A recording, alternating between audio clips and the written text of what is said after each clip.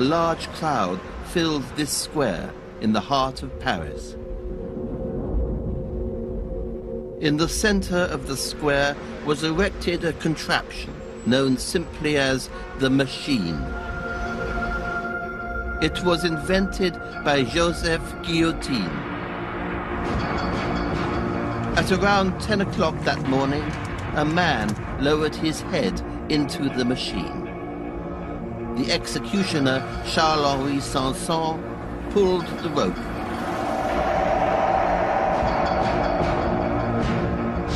The blade sliced down, but lodged itself in the fat neck of the victim.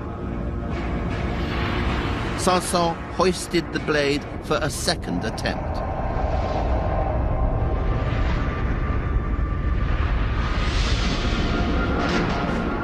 This time, the head was severed from the victim's body. It tumbled into the basket in front of the machine.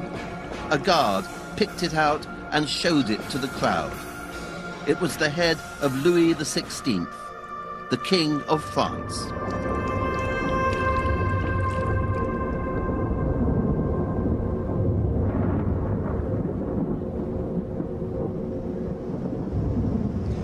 This is a story of revolution, of bloodshed and political upheaval. It inspired a radical change in the way we perceive the world, and the greatest outpouring of creativity in the history of the English language.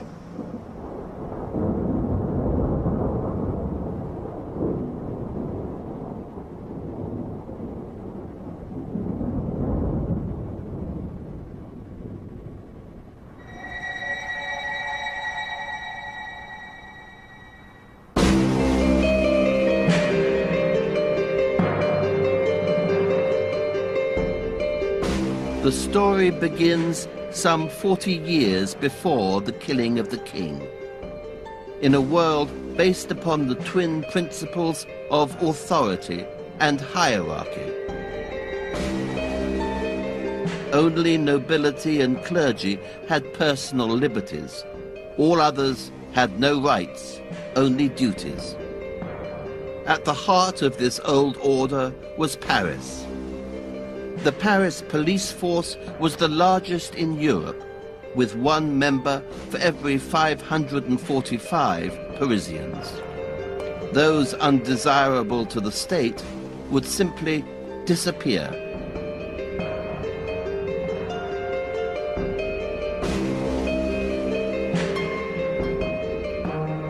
In 1742, two young men met in this city and became great friends. They would sit at the cafes of the left bank to play chess.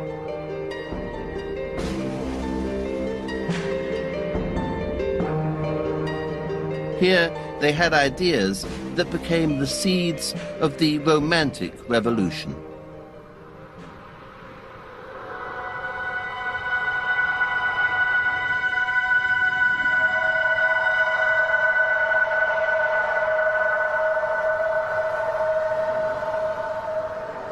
The names of these two men were Denis Diderot and Jean-Jacques Rousseau. They were philosophers with very different beliefs, but they were united against the existing order. Diderot was convinced that the future would be built on reason. The finest privilege of our reason consists in not believing in anything by the impulsion of a blind and mechanical instinct. Man is born to think for himself.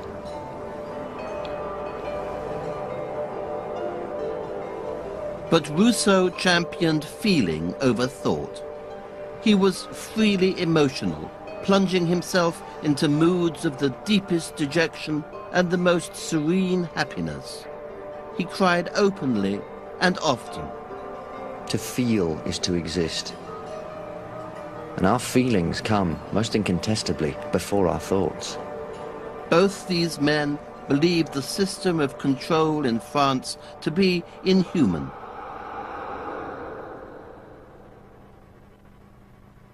Both were preaching freedom and liberty for the individual. They were playing a dangerous game.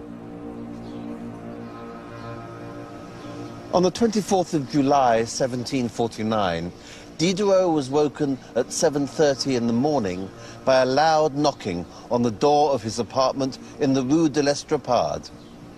This set off a chain of events that would lead to the greatest revolution in human history. The visitors were the police. Diderot's crime was that he was thinking differently, imagining a new world, different from that of the established order. He was being arrested for writing a book.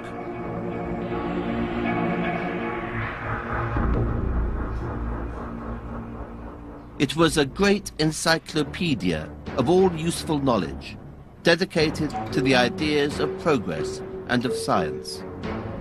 He was making a map of human understanding. The encyclopedia had more than 70,000 articles and nearly 3,000 diagrams, illustrating every conceivable subject, from asparagus to the zodiac. In this manifesto of pure reason, there was no place for God. Man will never be free until the last king is strangled with the entrails of the last priest. Diderot believed that civilization had usurped the place of God. With the power of science and classification, everything in the world could be explained and understood. His words were tantamount to heresy and high treason.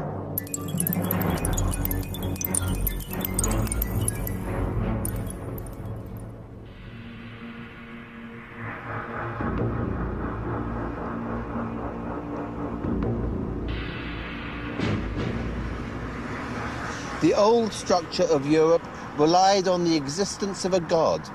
Everyone's place in society was divinely ordained. But if God did not exist, what then?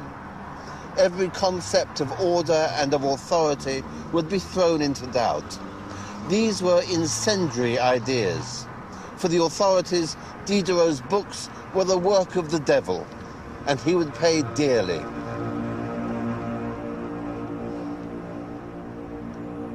He was imprisoned in the notorious dungeons of the Chateau of Vincennes. His encyclopedia was banned. Yet he was not the only one in chains.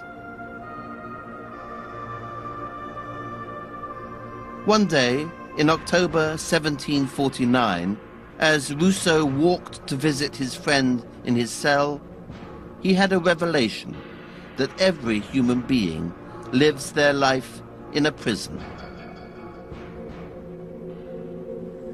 Man was born free, and everywhere he is in chains. All at once I felt my mind dazzled by 1,000 lights. A crowd of splendid ideas presented themselves to me. Civilized man is born and dies a slave. The infant is bound in swaddling clothes. The corpse is nailed down in a coffin. All his life, man is imprisoned by our institutions. Life is not breath, but action. The use of our senses, our minds, every part of ourselves.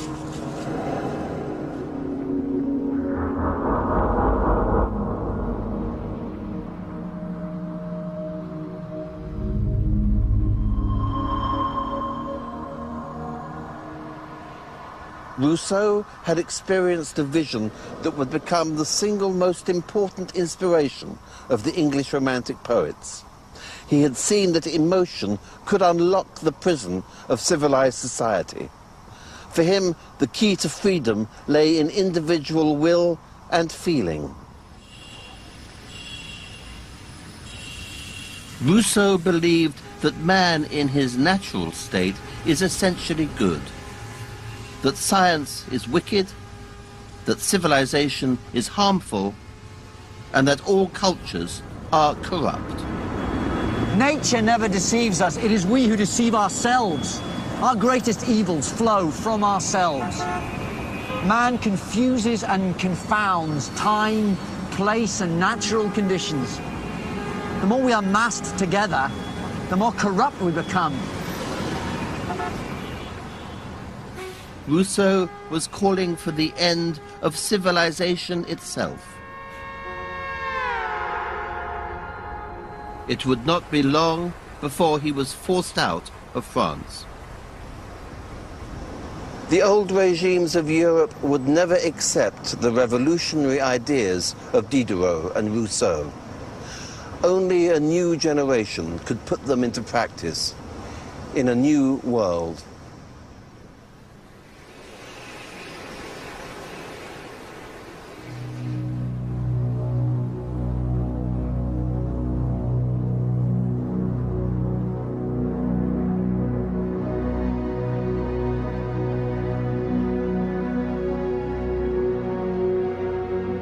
That new world already existed. Thousands of ships had carried immigrants to its shores. It was called America.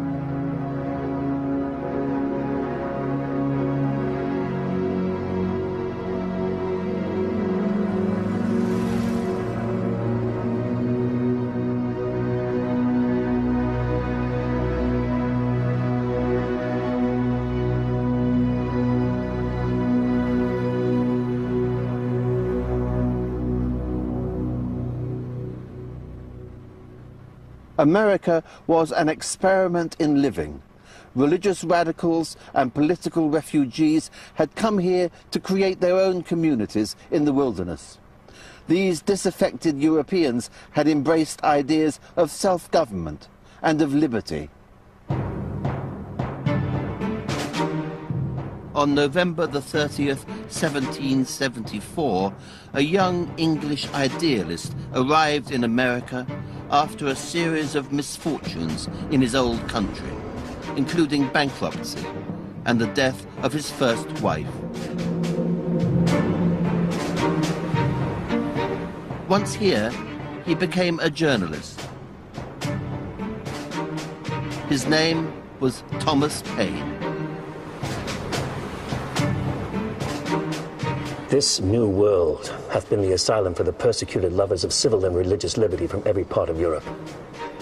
They fled, not from the tender embraces of the mother, but from the cruelty of the monster. And it is so far true of England that the same tyranny which drove the first immigrants from home pursues their descendants still.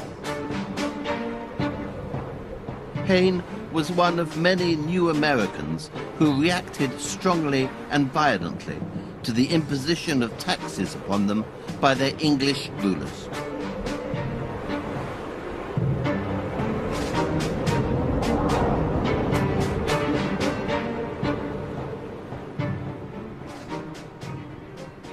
Inspired by the ideals of Diderot and Rousseau, Paine wrote a pamphlet entitled Common Sense. He attacked the idea of monarchy and praised the notion of a new civil society. His was the fuel that would fire the American Revolution.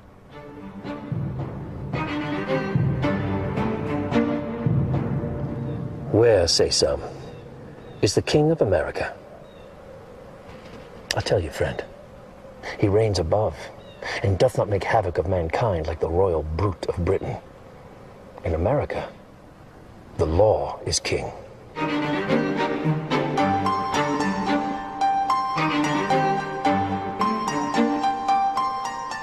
The publication of Common Sense led to the American Declaration of Independence in 1776.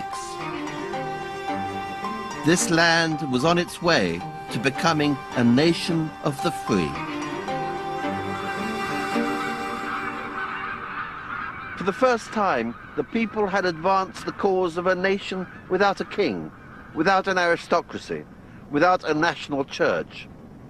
All men are created equal, all men have an equal right to life, liberty, and the pursuit of happiness. This was the beginning of modern democracy, and it was a clarion call for revolution in Europe. News of the American Revolution exhilarated the young radicals of Britain. But new ideas of liberty would do more than undermine respect for the king and the existing political order. They would also bring about an entirely new way of looking at the world. The Romantic Revolution was underway.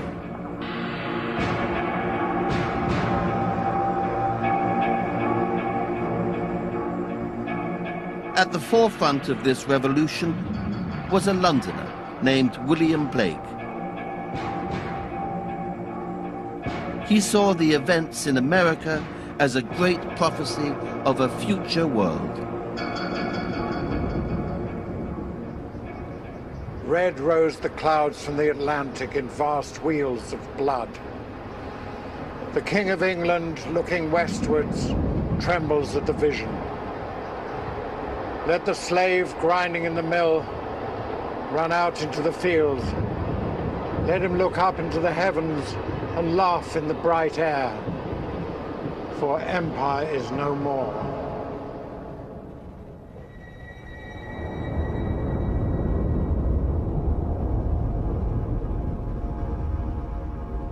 In 1779, at the age of 21, Blake was being instructed by the greatest British artist of the period, Sir Joshua Reynolds. Reynolds was what we now describe as the ultimate establishment figure, rich, respected, and eminent. He believed in an ideal art based upon study and the classical principles of order, unity, harmony, and rationality. Blake believed the opposite, that the imagination was the force that made great art. He rebelled against his teacher.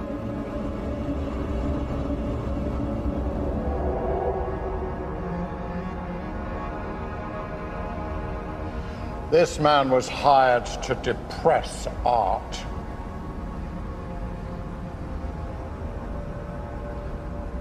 I say taste and genius are not teachable or acquirable, and are born with us.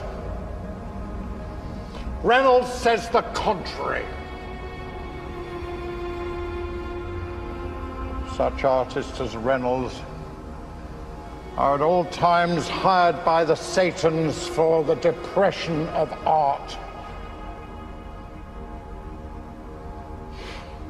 A pretense to art.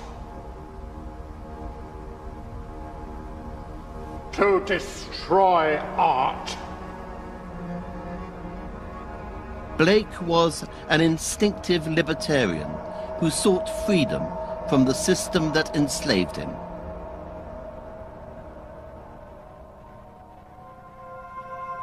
He eventually abandoned the teachings of Reynolds and became an independent artist. He poured his radical visionary ideas into poetry, drawing, and engravings.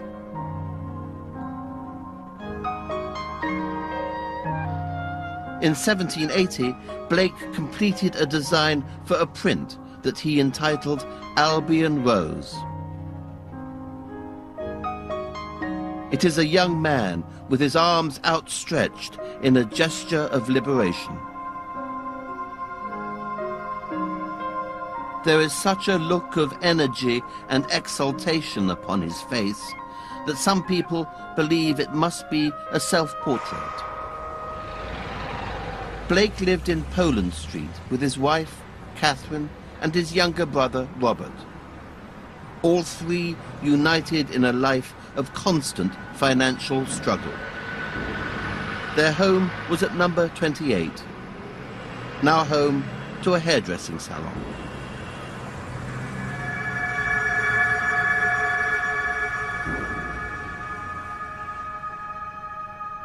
Blake had very few readers and was obliged to publish his own work himself. But it remains as a great document of the revolutionary anger of a new generation in an oppressive city. I wander through each chartered street, near where the chartered Thames does flow, and mark in every face I meet marks of weakness, marks of woe. In every cry of every man, in every infant's cry of fear, in every voice, in every ban, the mind-forged manacles I hear.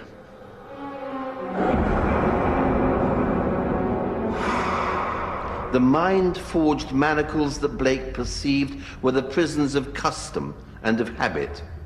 No one could escape from the dreary round of duty and obedience demanded by the old order of society. The will and imagination of each person were locked away. Life itself had become a prison. Man was born free, and everywhere he is in chains.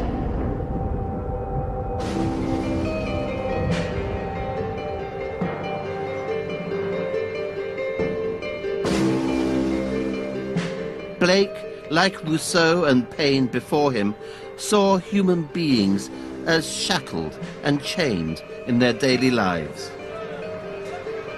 It was an idea that was slowly spreading through the radicals of Europe. These radicals, derided and exiled, often found themselves in Blake's neighbourhood of Soho in London, a shadow area considered exotic and disreputable, a haven for the free thinkers of Europe. One French radical came to Soho in November 1783. He lived off Newman Passage. His name was Jacques-Pierre Brissot.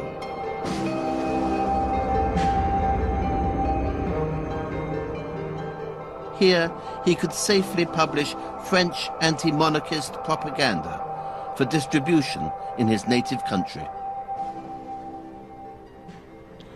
Brissot wrote a radical journal called Universal Correspondence. In it, he attacked the inherent decadence and corruption of the old regime in Paris. He was calling for bloodshed. He was calling for revolution in his own country. If blood must be shed in order to be free, then let it be the blood of tyrants, those who have the arrogance to tell us that they are our masters. When you think that 1/10 of the nation oppresses all the others for 5 sous a day, there is nothing left to say.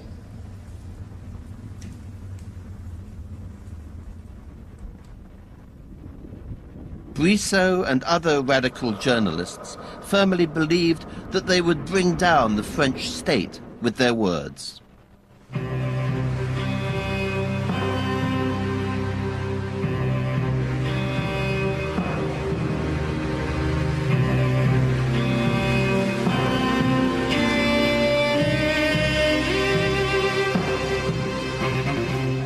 On the 19th of May, 1784, Brissot returned to Paris to raise more funding for his London printing press.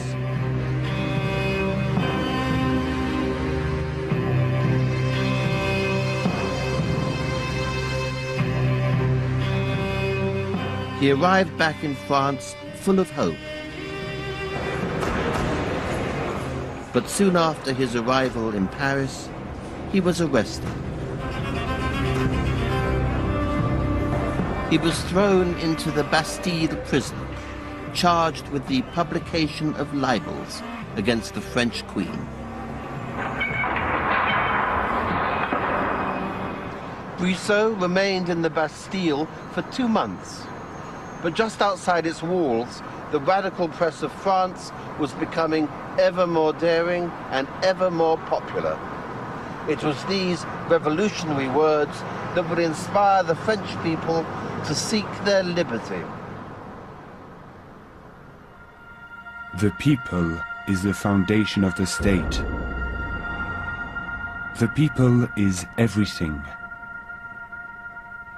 It is in the hands of the people that national power resides. The main focus of attack was the corrupt and secretive old regime with the royal family at its head, King Louis XVI and his Austrian wife Marie Antoinette, or as the literature referred to her, the Austrian bitch.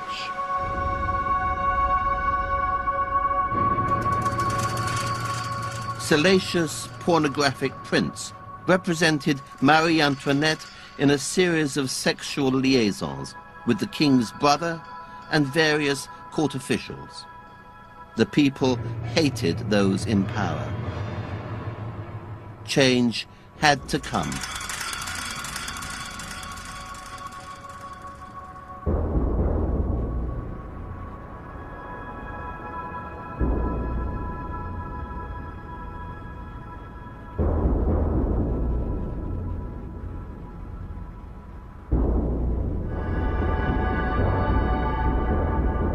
On the morning of the 14th of July, 1789, thousands of Parisians gathered on the city's streets. They were fearful that the king's armies were marching upon the city to impose martial law. It was a day that would change the course of world history, a day that would redefine the possibilities of human nature. Every people's revolution of the last 200 years owes its debt to this day. It will never be forgotten.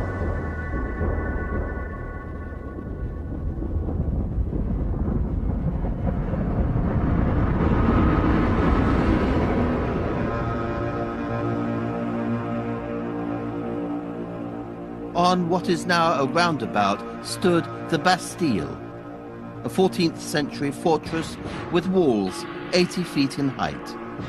It was the mob's destination. The Bastille was more than a fortress. Here, people were imprisoned in solitary confinement without trial.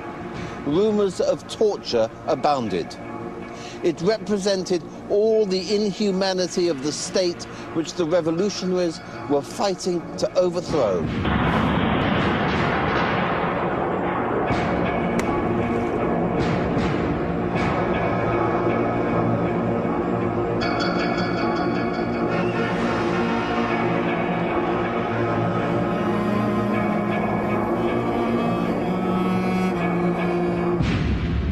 Man was born free, and everywhere he is in chains.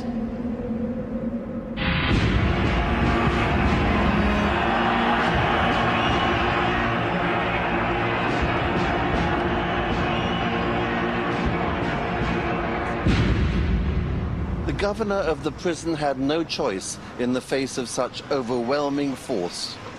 He opened the gates, and the crowd surged in. The Bastille was taken.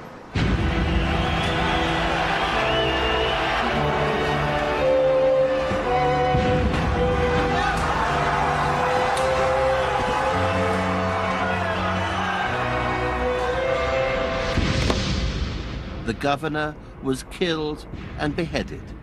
His head was placed upon a pike.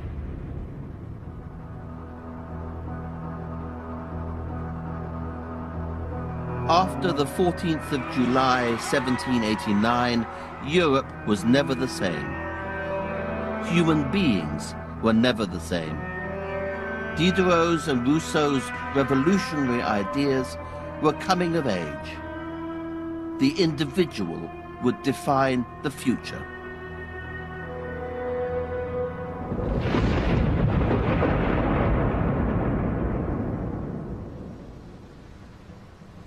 As the sun came up in London the day after the storming of the Bastille, everything seemed possible. The French people had unlocked the prison of their history. Now it was time for the British to do the same. Revolutionary slogans began to appear all over the country. Radicals, such as the London Revolutionary Society, met in inns and coffee houses.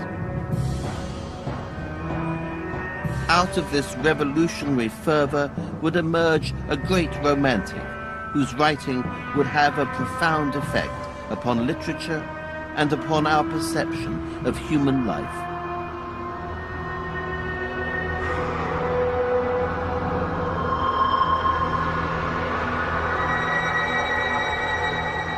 His name was William Wordsworth. 'Twas a time when Europe was rejoiced, and France standing on the top of golden hours, and human nature seeming born again. Bliss was it in that dawn to be alive, but to be young was very heaven.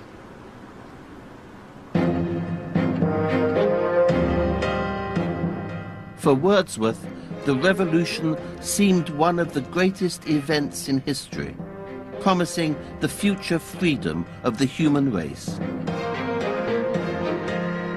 It was this spirit that drew him to France, to be near the true forces of liberty.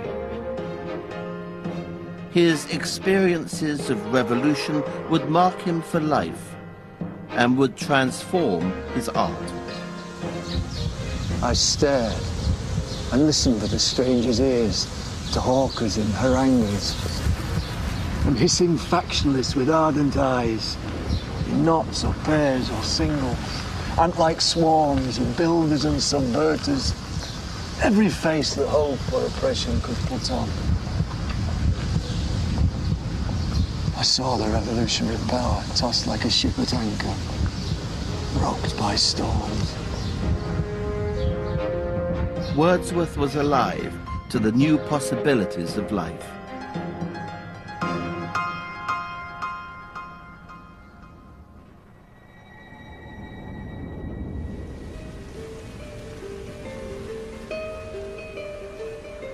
He fell deeply in love with a young Frenchwoman named Annette Vallon.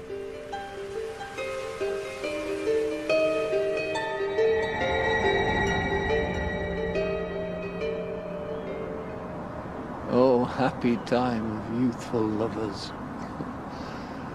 Thus my story began. Oh, balmy time, when the love knot on a lady's brow is fairer than the fairest star of heaven.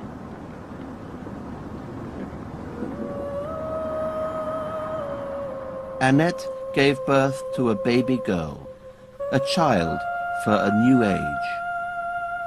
The future was Wordsworth's to fashion as he liked, together with Annette and their daughter Caroline. But the revolution was careering out of control.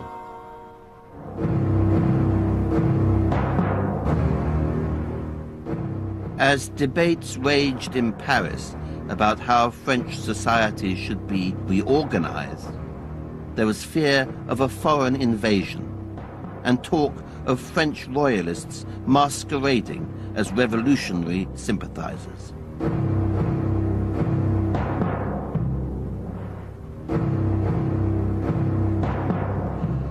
This fear erupted into an outbreak of butchery and bloodshed that threatened the very possibilities of liberty.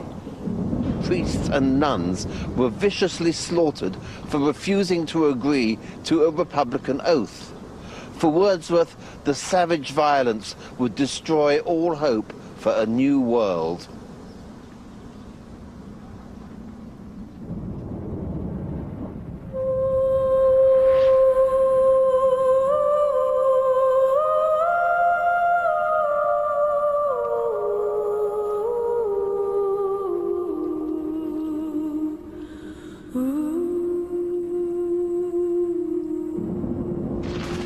The Jacobins, the revolutionary group in control of Paris, killed the king.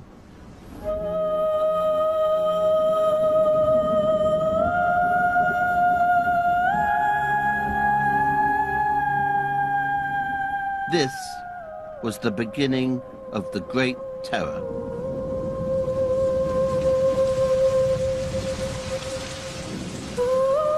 They instituted a regime in which any of the king's supporters would be summarily executed by guillotine.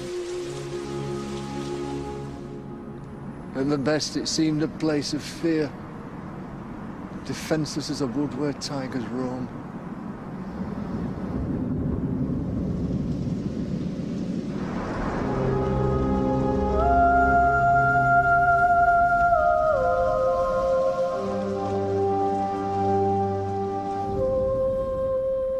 Slowly, the Jacobins' rule reached a state of paranoia.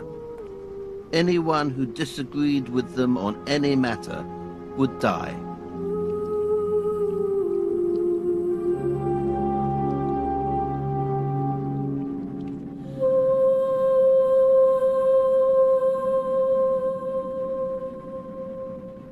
In ever-increasing numbers, the citizens of Paris were tried for crimes against the revolution.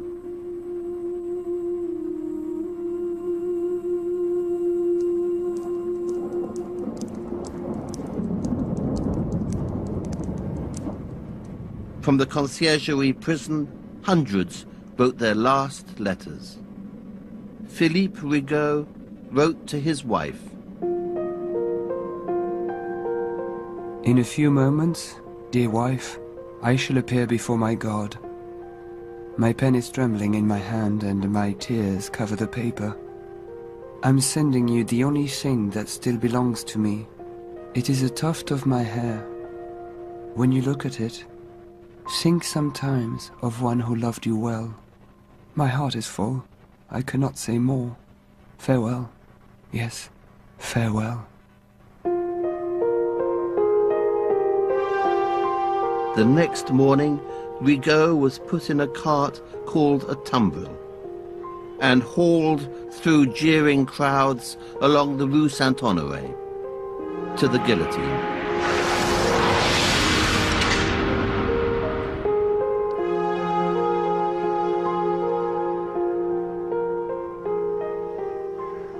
Many of those who went to the guillotine were great supporters of liberty. In the panic and paranoia, the revolution was devouring its own children. The corpses piled up, and the stench became unendurable. It represented the decay of hope. The headless bodies were loaded back into carts, leaving blood-stained trails across the city, to be dumped in stinking pits. In the suburb of Picpus, surrounded by modern flats and office blocks, lies a small patch of the past. In two huge mass graves, under these gardens, lie the remains of 1,306 victims of the guillotine. Among them are a young chambermaid named Louise Cécile Couverin, Charles Adet, a wine merchant, Martin Ayome, an apprentice hairdresser, Louis Baudot, a surgeon, and a dressmaker called Marie Chaplin.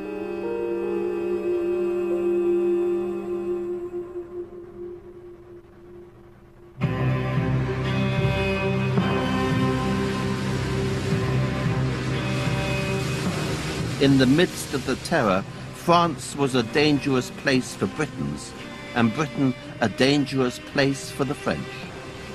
William Wordsworth found himself heading home, forced to leave his great love Annette and their little daughter behind.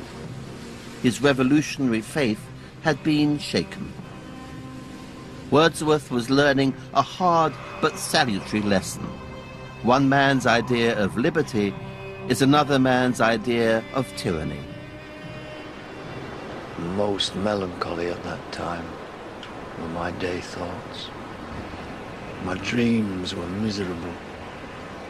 Through months, through years, long after the last beat of those atrocities, I speak bare truth as if to thee alone in private talk. I had scarcely one night of quiet sleep. Such ghastly visions had I of despair and tyranny and implements of death.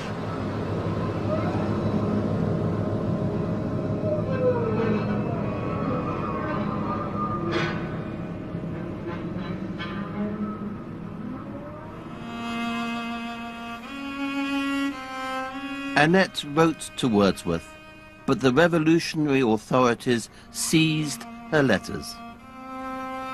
Come, my love, my husband, and receive the tender embraces of your wife, of your daughter. She grows more like you every day. I seem to be holding you in my arms.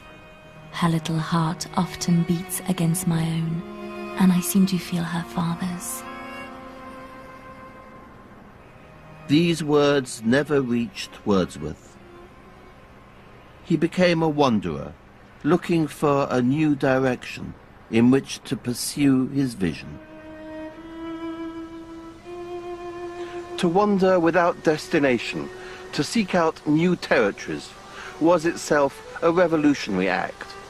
For Wordsworth, the wild, uncharted landscape was a place of contemplation and of healing, where he could be most natural and most himself.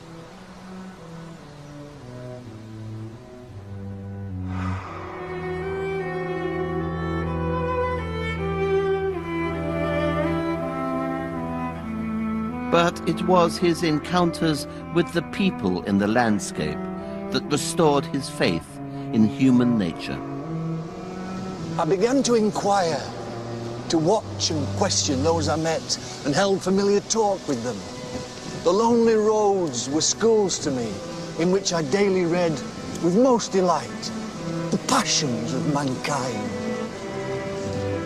Wordsworth began to write poems about his encounters with the downtrodden, the same kind of people to whom the revolution in France had given a voice.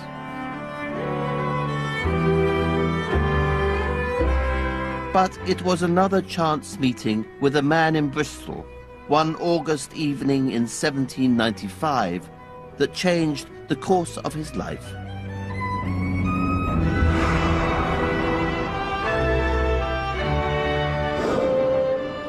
Above the Corn Market, this man gave rousing lectures on revolutionary politics in rooms that are now vacant council offices. His name was Samuel Taylor Coleridge. The example of France is indeed a warning to Britain, a nation wading to its rights through blood and marking the track of freedom by devastation.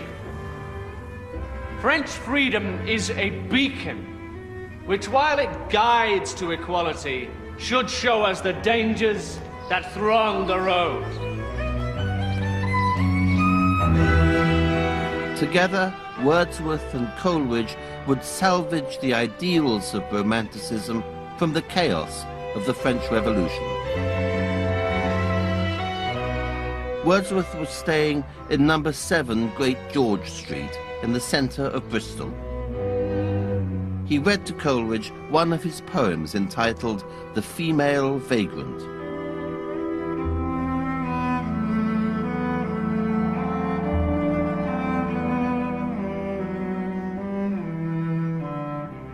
It was the story of a woman who, on the death of her husband and children, becomes a vagrant and an outcast. The pains and plagues that on our heads came down, disease and famine, agony and fear, in wood or wilderness, in camp or town, it would thy brain unsettle, even to hear. All perished, all in one remorseless year. She ceased, and weeping turned away, as if because her tale was at an end. She wept because she had no more to say of that perpetual weight which on her spirit lay. A bond between Wordsworth and Coleridge was forged that would last a lifetime.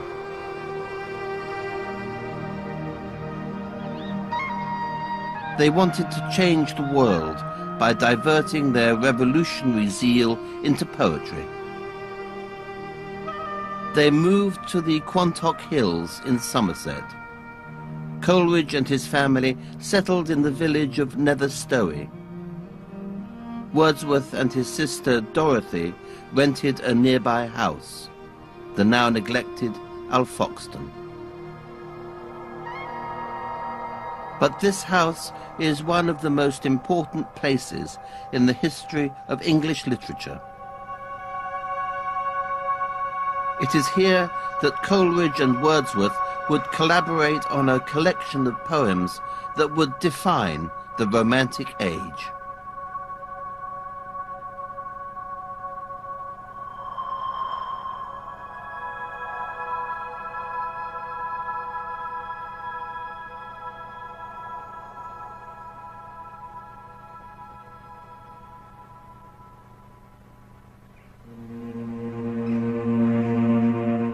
As the two men wrote, the whole country was gripped by fear and paranoia. Fear that the revolution that had struck France would engulf Britain next. A government agent named James Walsh was sent to spy on them. He interviewed several locals regarding the strange new people at Alfoxden. Charles Mogg says he was at Alfoxden. Thomas Jones informed Mogg that some French people had got in possession of the mansion house. Christopher Trickey told Mogg that the French people had taken the plan of all the places around that part of the country. The French people inquired of Trickey whether the brook was navigable to the sea. As Mr. Mogg is by no means the most intelligent man in the world, I thought it my duty to send you the whole of his story the way he related it. I shall await your further orders.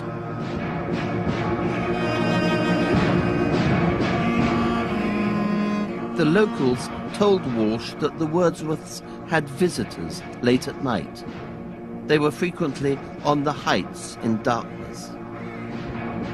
They kept a portfolio in which they made notes. They were continually writing things down on pieces of paper. They said that their work was almost finished.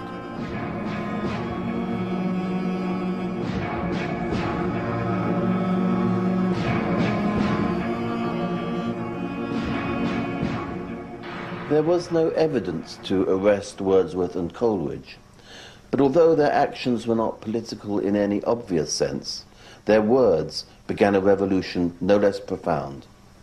They had almost finished a volume that would have more lasting effects than 1,000 political manifestos. It was the book for a new age. It was called The Lyrical Ballads.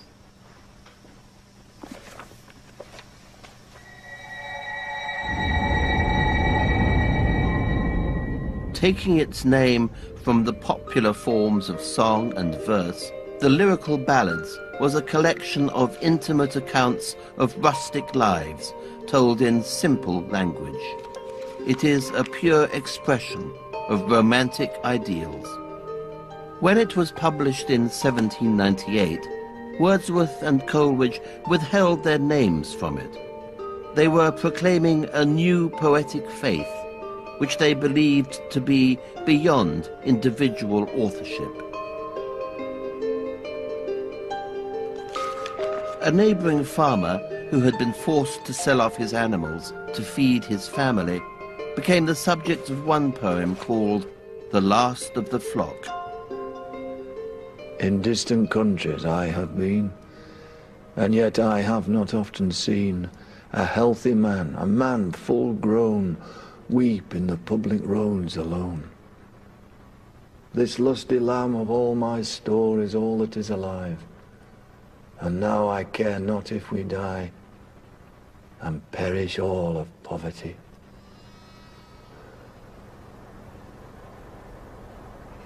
Wordsworth and Coleridge were relocating dignity in the commonplace, restoring grace and significance to ordinary lives, where saints and heroes walk unannounced and unknown. Their writing had the same purpose as the French Revolution, to create a democratic world in which outcasts had as much right to be heard as anyone else, in which women and children also had a voice. Theirs was poetry of the individual conscience and the individual consciousness. People ceased to be subjects and became citizens. And the poems invested them with a soul as well. Everyone was different. Everyone was unique. The French Revolution had proclaimed the liberty of every citizen, even the very poorest, but it had descended into madness. By making art out of revolutionary philosophy, Wordsworth and Coleridge succeeded where the revolution had failed. They gave politics a human face. The Lyrical Ballads was a revolution in 23 poems. At its heart was a tale of visionary, captivating force. The Rime of the Ancient Mariner has become one of the great poems in the English language.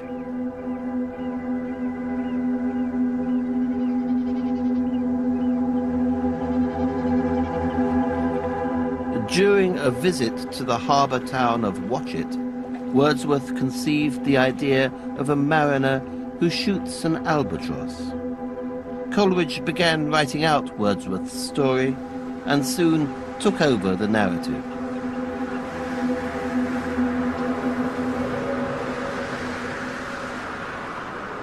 In the Rime of the Ancient Mariner, the voyager who has been touched by madness sees into the heart of life and death. I pass like night from land to land. I have strange power of speech. The moment that his face I see, I know the man that must hear me. To him my tale I teach.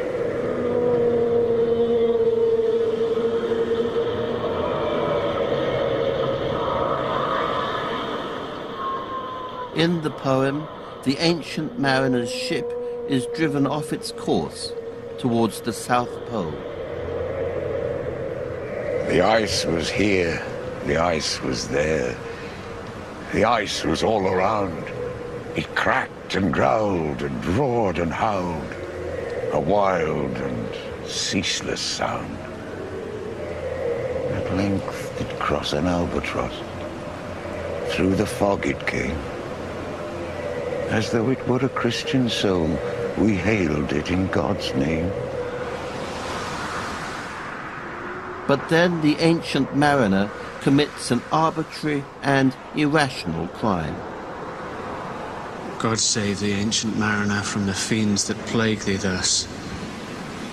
Why look thou so? With my crossbow, I shot the albatross.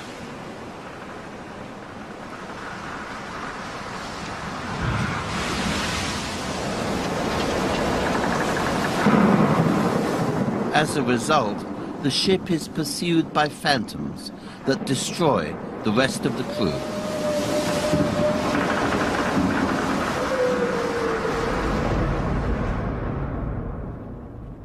The breezes blew, the white foam flew, the furrow followed free. We were the first that ever burst into that silent sea. The ancient mariner is allowed to survive and is compelled to tell his cautionary tale, a warning that man must respect his fellow creatures. With this poem, Coleridge had begun a journey that would take the Romantics far beyond the domain of politics in their search for freedom. This new quest for liberty would take them into the very heart of the natural world.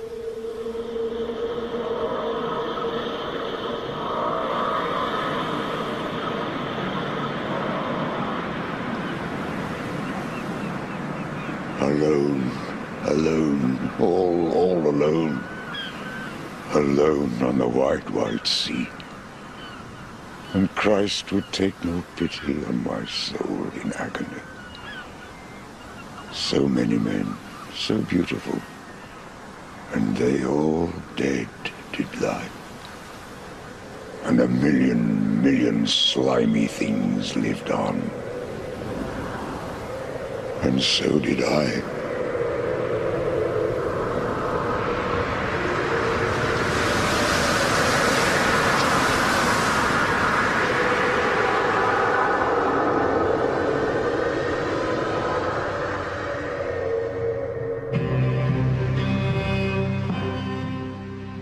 Another episode of this program airs next week on TVO. Find out more about some of the poets and poems featured in this series with a free booklet from the Open University.